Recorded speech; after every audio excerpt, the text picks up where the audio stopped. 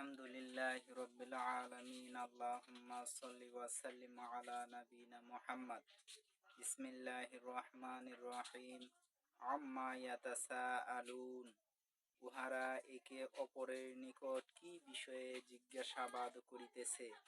সূরার নাম হচ্ছে নাবা। নাবা মানে সংবাদ। কি বিষয়ে তারা আলোচনা করতেছে, কথা বলতেছে। আনিন নাবাইল আজিম, এই নাবা আনিন আন মানে বিষয়, নাবা মানে সংবাদ। আনিন নাবাইল আজিম, মহান সংবাদের বিষয়ে। আল্লাযী হুম ফীহি মুখতালিফুন, যেই বিষয়ে উহাদের মধ্যে মতৈক্য আছে।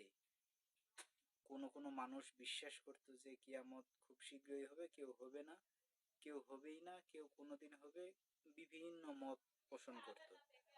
কাল্লা সায়ালামুন, কখনো নয়, উহাদের ধারণা অবাস্তব, উহারা শীঘ্রই জানিতে পারবে। সুম্মা কাল্লা সায়ালামুন, আবার বলি কখনো নয়, উহারা অচিরেই জানবে। আলাম নাজআলিল আরদা মিহাদা, আমি কি জমিনকে, এই পৃথিবীকে বিছানা বা শয্যা বানাইনি।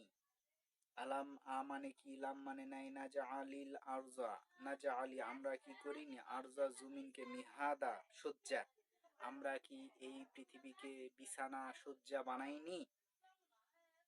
মিহাদা শব্দের অর্থ হচ্ছে বিশ্রাম স্থল, মিহাদা শব্দের অর্থ হচ্ছে বিছানা, মিহাদা শব্দের অর্থ হচ্ছে ঠিকানা, মিহাদা শব্দের অর্থ হচ্ছে সমতা, আমি সমান করেছি, বিছানা বানাইছি। আর আপনি বলতেছেন সেটা দুনিয়াটা একটা বল, আল্লাহ বল বানাইছে।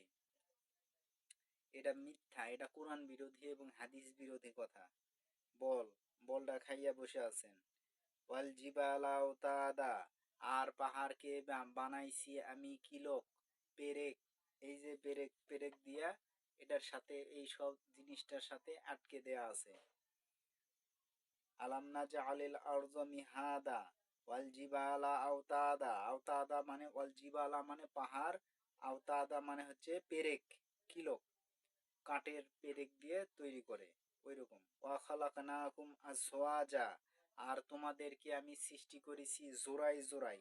আজওয়াজা শব্দের অর্থ হচ্ছে জোড়া। আজওয়াজা শব্দের অর্থ কোনো জায়গাত নিচে বউ, আজওয়াজা শব্দের অর্থ কোনো জায়গাত নিচে স্বামী, আজওয়াজা শব্দের অর্থ কোনো জায়গাত হচ্ছে সঙ্গী, আজওয়াজা শব্দের অর্থ মূলত হচ্ছে সঙ্গী। আর একটা খুব গুরুত্বপূর্ণ, কোরআনে কখনোই প্রভুর মতো স্থান দেয়নি।